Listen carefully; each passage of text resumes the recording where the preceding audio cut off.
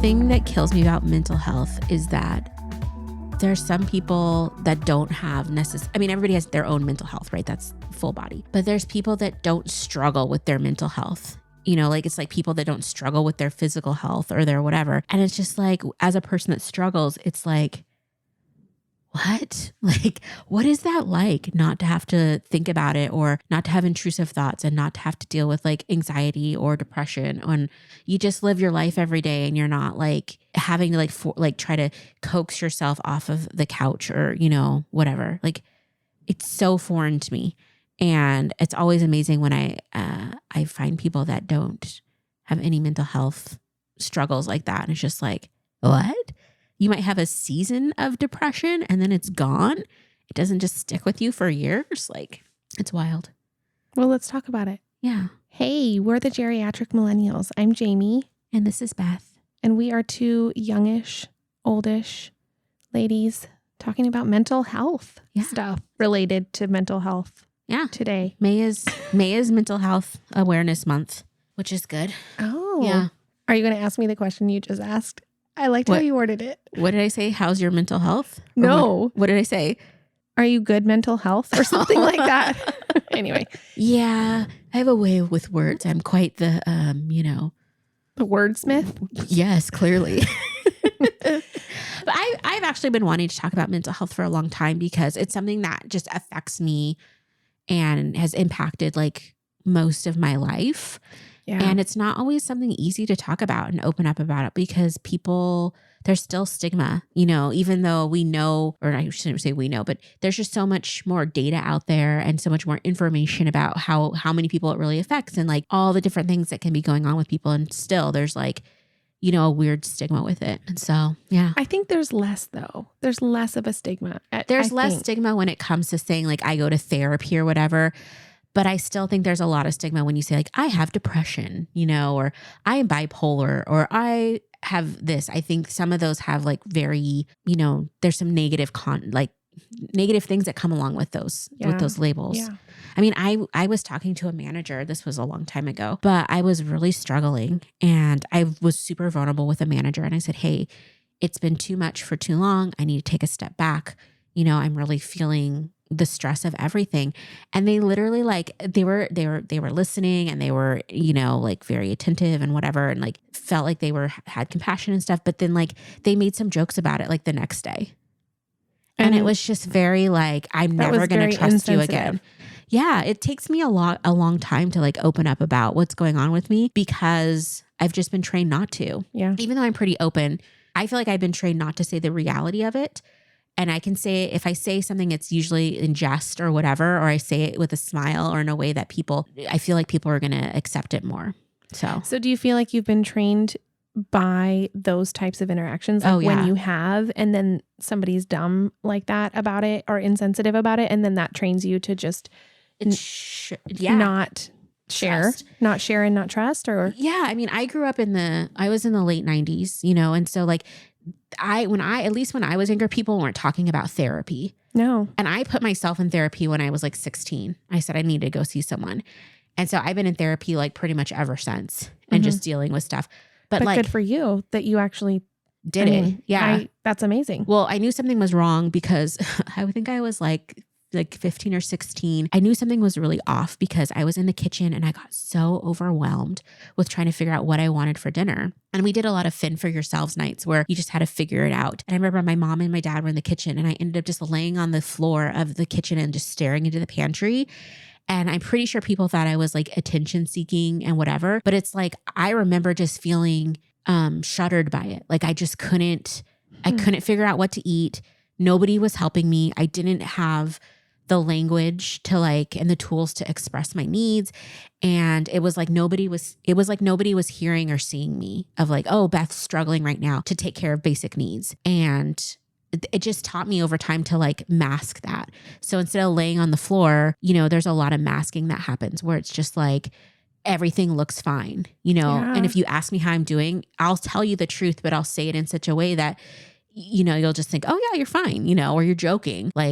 Yeah. So I remember that was like the first turning point of like mental health of like, okay, my brain is not doing well. Yeah. So that was super fun. not. Yeah, not is right. I'm just processing that because that sucks. Yeah. And I think the thing that was hard was that I was really alone in having depression for my whole life. Like it's been a constant my entire life. Mm-hmm. And then so there's this type of depression called dysthymia. And so basically it's like low grade depression all the time. Like it's always kind of feeling low, but you also can have like depressive episodes. So on top of your depression, you get like, it's like double depression. So there's times when it's just like, you know, a lot of my life has felt like I'm at a level 2 or 3. So on a scale of 1 to 10 of happy, my baseline is a 3. So it takes me a lot more to like get up to being like super happy and blah, blah, blah. Yeah. Not that it doesn't happen, but it just takes more. And then there's times when it's like, I get double depression and then it's like game over. Like it gets really just dark and bad. And again, it's not easy to talk to about people. You know, I remember I'd been working in youth ministry for years and I was having a bad day and I said something or I just wasn't my normal self. And one of my students like, Beth, we've never seen you like this. Like what's going on? And it's because my mask slipped. So that mask I was always wearing to like hide the fact that I'm like screaming on the inside. Yeah. It slipped a little bit. And so I showed kind of what was really going on and it freaked them out. So guess what? Mask back up. Yeah. You know, and it was like that for years and years and years. And even when I've been open about it with like, because I've always tried to be open with students because I know like a lot of youth struggle with depression and anxiety and just feeling out of sorts. And, you know, your hormones do not help with all of that. Right. And then just everything coming at you. And so I've always tried to be really open and honest, but like, to a degree. Right. I don't want to freak people out. Yeah. You know? Or have them look at me like, oh, I don't like it when people like treat me like I'm fragile. Yeah. Like depression doesn't make me fragile. Okay. Like you're not going to say something that pushes me over the edge or something. Yeah. Like I got my own stuff. Like it's just not going to happen. So yeah, it's just like a constant. So how do you feel? I mean, because here we are having this conversation now, which is, you know, being put out into the nethers, into the interwebs. And a lot of people's ears. Yeah. And some of them, you know, but most of our listeners, we never know who's actually listening. And so how do you feel like you're in a different place now to be able to do this? Or is it because we don't really know who's listening? Like, does it feel safe for you to be vulnerable like that and talk about it? Or no, I just think I've gotten to a place in the last few years where it just doesn't, I've been honest about where I've been for a long time.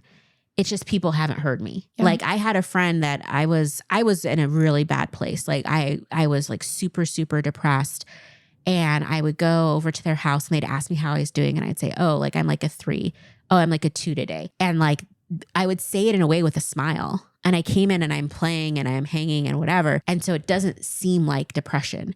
Because what are the stereotypes with depression, right? Like they're like, okay, you can't get out of bed or they're mopey or they're, you know, wearing black clothing. Like I remember the show Roseanne. I don't know if you know Roseanne. There's an episode called Darlene Fades to Black. And it's when Darlene is struggling with depression. And we were about the same age when that show was on. And I remember relating a lot to that. And she just started wearing all black and just, she lost interest in a lot of the things she liked to do. And she just change, you know, kind of overnight. And it's like, I just so related to that. But like, I don't wear all black and I do tons of things, you know, all the time. And well, okay, let me take that back. Pandemic changed some of that. But before the pandemic, I was doing tons of things all the time. I was meeting new people. I was challenging myself. But underneath all of that was the mask because I was still super depressed and was still struggling. So when you say that you went to this friend's house and you would tell this person, okay, you're at a 3, you're at a 2, but you would say it in such a way that they wouldn't recognize. Do you feel like there is something is there a way that a person who hears that information could respond that is more helpful? Or do you feel like, I guess I just don't know. Do you feel like because it's almost like there was like a half truth to that. Mm-hmm. Like you were saying one thing, but you were expressing it in a different way. And so as a person receiving that information, like what do you do with that? I mean, when I've had people say to me like they're feeling low or it seems like there's something going on. Like I remember I was sitting across from a kid and we were at like a dinner or something. There's a few of us and it was like this girl was sharing about how like, we were just asking each other like, hey, how you doing? And I looked at this girl who was like, I didn't really know her. And she's just like, I'm fine. And you could tell she wasn't. And I just looked at her and I'm like, really? Like, and it just opened the door a little bit. So I think even like, tell me more about that. Like, oh, like what's going on? I think just asking those questions of our friends sometimes is enough to give enough space for them to maybe say something. Yeah. For me, it's like, I'm already talking to a counselor. Like I already have my tools in place. So I don't necessarily, I wasn't necessarily looking for my friend to do anything, but it's like, if you ask me how I am as a friend, I'm going to really tell you. And I have had friends where I'm like, I'm not doing well. And they're kind of, oh, that's bad. Okay. And then they go on to talking about their own stuff. And I'm like, then don't ask. Like, that's cool too. Like, don't ask. Yeah. But yeah, it's just, I think it's really hard. It can be really challenging to support someone that's dealing with anxiety or depression or something that's just affecting them in such a big way, because especially if you haven't gone through it, it's like, it's a different world, So yeah, it's fun. And before anybody's like, hey, have you tried this, this, and this? Yes, I've tried all the things. I've tried medication. I've tried therapy. I've done meditation, and I've done prayer, and I've done journaling, and just, exercise, even though I freaking hate it. I was doing that. I'm not doing it now because you know what? Being a couch potato and loving life. By loving life, not really, but it's so satisfying just to doom scroll TikTok, which again is another sign of like, maybe you're not doing great. Right. But yeah, I don't know. I just think that, if people could start talking about it more openly, that would be better. Yeah. About what's really going on when they're having, episodes. Unfortunately, like not only did I get depression, but I also have anxiety, which is super fun. Yeah. That doesn't sound like a winning combo. It's not, but it's also, I think a lot of people struggle with both. Totally. But yeah, anxiety is something just so strange. I always had a little bit of anxiety, but like I had my first full blown like panic attack when I was in my 20s. I got really sick, and I had this panic attack. I thought I was dying. Like I blacked out, and then I was in bed for 2 weeks. I couldn't get out of bed. My parents were like trying to figure out how they could get me Valium. They were like, do we know someone that has Valium? She just needs a Valium. And I was just like, okay, guys. Yeah. But that was they just didn't know what to do with me because I was in bed for like over 2 weeks, and I owned a business, and the business just was like not open during that time. Like it was, that was a whole thing. Intense. Yeah. And then the best is like, it caused like afterwards it started me having panic attacks like at Costco and stuff. And oh my gosh, I remember one time I was at this Red Robin meeting some friends for their birthday dinner, and I got stressed out because I'd wanted to get them gifts and I didn't do it soon enough. So then I tried to do it before going to see them, and it was kind of rushed, and I didn't want it to be rushed. And then I was late to the dinner. So all of these things start stacking. And as we're sitting there, I can feel the panic attack coming on. No. And for me, like I have a few things I can do to stop a panic attack. Okay. But it's like nothing you want to do in public. So it was like a lot of times if I'm like holding my neck, that can help ground me. That didn't work. And so then this is so embarrassing, but without even thinking about it, I start like slapping my forehead, like just tapping it rapidly, because that can help me sometimes to not go into a full-blown panic attack. But I'm literally in Red Robin, like tapping my head, like, like it was just like, oh my gosh. Yeah. But it stopped the panic attack. So, and then I got some French fries. So everything was fine. But yeah. So anyway. Well, I think I appreciate you being open and honest and just being real about this is something that you deal with and that you live with. And so I'm wondering, as your friend, like, and I know it's not like your job to necessarily educate me in what I need to do, but as a friend, like to let you know that I'm here for you. Yeah. Does that help? Like, I guess I just don't know what to do about that. I think it helps. I can't like do anything that will necessarily change that in your life. It's brain chemistry. I think that's a frustrating thing too. Like, so two things.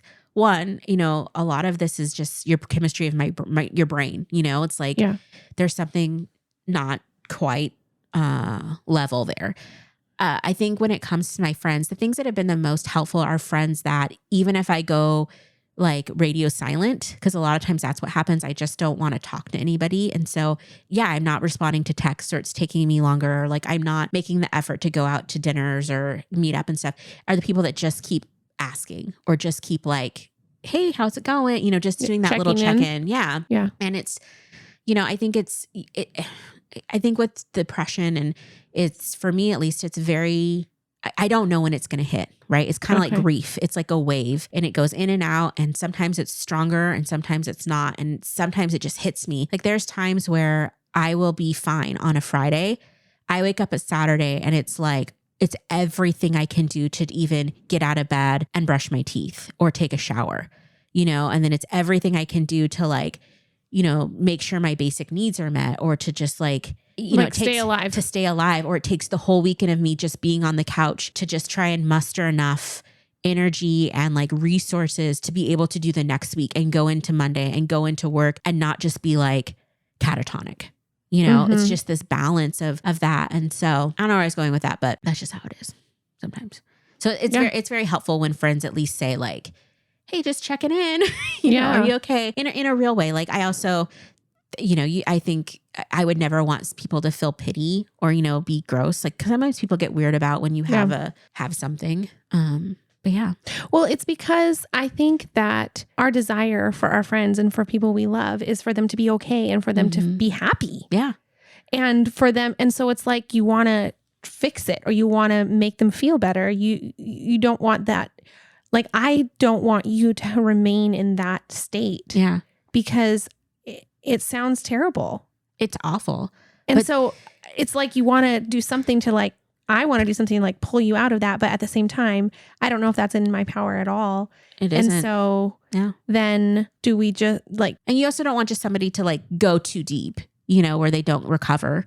Exactly. That's like a real thing too. Exactly. Like I remember when I was like 16, I'm talking to this counselor for the first time, and they always ask you if you like are suicidal and what. And I'm like, no, I'm not suicidal, but I'm comicidal. And she's like, okay, what is that? And it's like, I just always wanted to go into a coma where it's like, I didn't die, but I just was out of the situation for a while. And so it was like for years and years, and still sometimes that pops up where it's like, oh, if I was just in a coma, it would be so much easier. And which is not a great way to live either, or a great way to think. But and that's to not minimize, like, please, if you've ever been in a coma, I'm not trying to minimize that experience.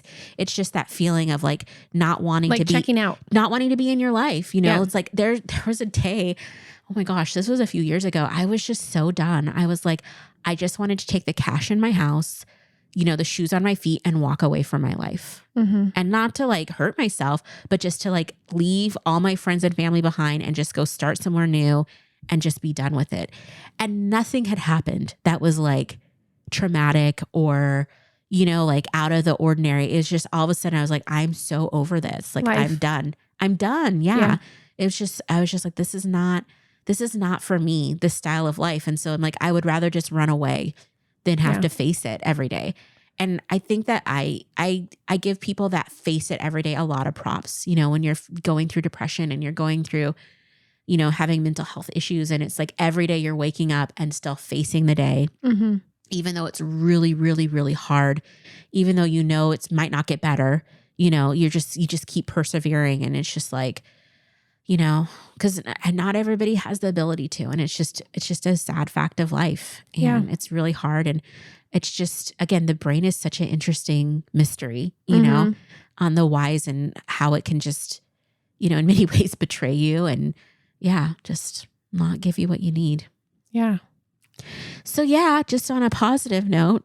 Well, it's just real. Yeah. And I think it's okay. We don't always have to spin something to be positive. I mean, because there's a lot of people that will relate and do relate. And I think knowing that you're not alone is helpful too, as far as you're not the only one that's going through or has, feels like this. I don't know that that's super helpful, but well, I don't think we're supposed to do life alone, right? And that doesn't just mean like being alone, but like doing life without people that have shared experiences, I think can be really challenging. And so I think that when you have people that have a shared experience, like, so I had a panic attack at a friend's wedding. It kind of ended our friendship because I left the wedding right before it started because I could feel it coming on. I couldn't stop it. And I went home and I laid in bed and I cried and cried and cried because I had missed the wedding, missed the reception. I missed everything. And then a few, 6 or 7 months later, she had her very first panic attack. And so now she had an understanding of like the why and how Yeah. and how like devastating it was and how paralyzing it is to like where you are in your body, but you are not in your body and you are not able to control what's happening. And you really do have to just do what you need to do to like retake control and to be in a safe space. Yeah. Oh, that was a fun one too. I tell you, like the amount of anxiety and panic attacks I had, especially in my late 20s, was substantial. Really? Yeah. It's kind of gone away now. Recently I've started getting anxiety again. I think that it's related to the pandemic and just like the that 3 years of really struggle. Yeah. And and then the reemergence and all the unknown. Yeah. I think a lot of anxiety can be influenced or has some ties to like things that are unknown. Oh yeah.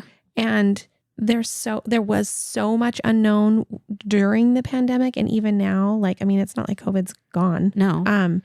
But we're all trying to figure out how to do life and how to interact with people. And, there was so much upheaval in our country, and so many things were brought into the spotlight that had always been there, but not in the spotlight as much.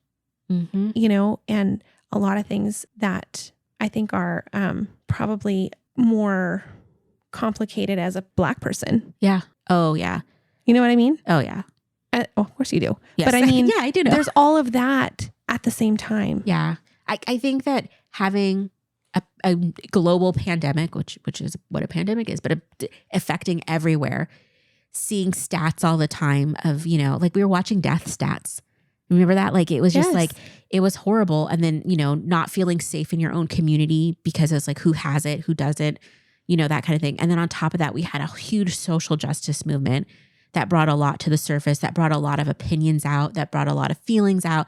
It was just so much. And then on top of that, there was just, there's other factors. And then just in your own life, right? It was so much. And the coming out, I talked often about coming out of my COVID cocoon because I was very insulated for a long time. I mean, I lived through COVID by myself. Like I didn't have a roommate, I didn't have a partner.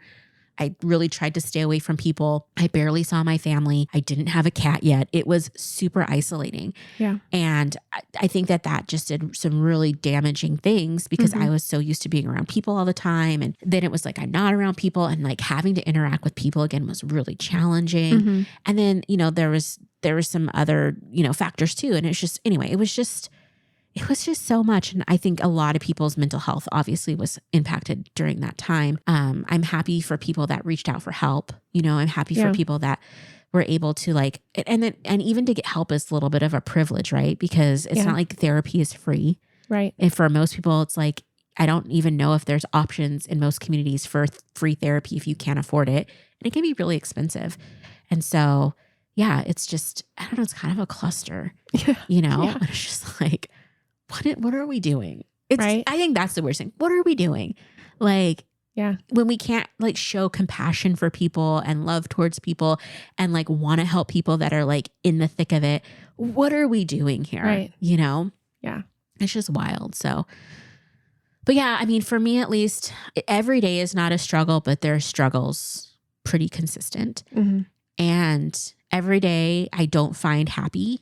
I don't find my piece of happy every day. There's some days I don't even have my little sliver of hope. It's just like, okay, we're done with today. Check. Yeah. Get back into bed. See you tomorrow, world. It's very that. But I'm just thankful that we have a platform that we can talk about it because, again, maybe people are talking about it more than I realize, but I don't hear enough about it from my friends and family about what they're going through.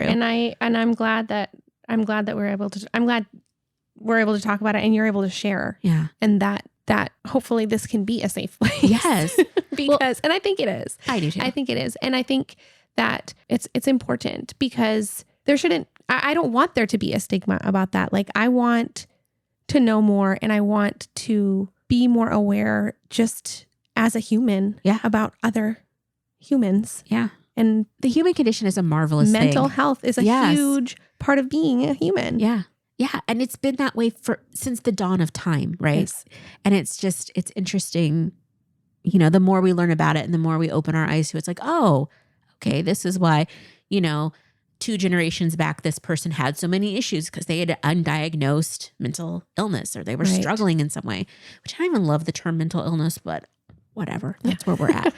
Because I think it's whole body health, right? It's silly to think that like we don't need to take care of like the emotional, the mental, the spiritual, the your physical body, like all of Right. that impacts how you live your life. Yeah.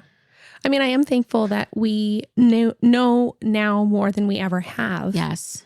And we're learning more. Yeah. And there's more research available. Yes. And there's more free resources. Resources. There's some, yeah. And I think that hopefully people are finding ways like that they can live with mental health problems, but still enjoy life. Yeah. Have a full life. Yeah. Which I think people do, I think people do. I think at the end of the day, like for me at least, I'm still here, still kicking, still doing stuff. It's just, it's the Eeyore in me. I'm Eeyore from Winnie the Pooh, but with the bunny ears. Cause I think that's the cutest version of Eeyore, where he's gloomy and he's a little sad and looks at life with a little foggy lens, but he's still at the party. Yeah. He's still participating and whatever. And that's kind of how I look at it for me. Like I'm still at the party. Like I'm not going to come to every party, but I'm still going to be present and all of that things. That's good. Yeah. I'm glad. But we'll definitely put some resources. Like if you're struggling, definitely reach out. There's you can Google because most people have a phone or a laptop or iPad. But yeah, you can Google and there's tons of resources. And I think the biggest thing is just to reach out to someone. Keep reaching out even if that first person doesn't hear you, because not everybody can hear it. Mm-hmm. I've tried to talk about my depression and my struggle with some people and they can't hear it. Yeah. They just can't hear it. They cannot take it in. They cannot process it. And that's okay because that's where they're at. That's their journey. But keep reaching out until you find someone that does hear you. Yeah. I think it's really important. And just take care of yourself. Be gentle with yourself. Tomorrow is another day to fight. So yeah. Yeah. I think that's good advice. Yeah. Thank you for sharing. Thank you for listening. It's not always easy, but I appreciate it. Hey, if you're enjoying this podcast and would like to support our show, you can share episodes with your friends and family, follow us on Instagram at the Geriatric Millennials, or leave us a positive review and rating, all which help us to grow. Our theme music was created by the Finley Ghost, so check out their latest album now. Thank you so much.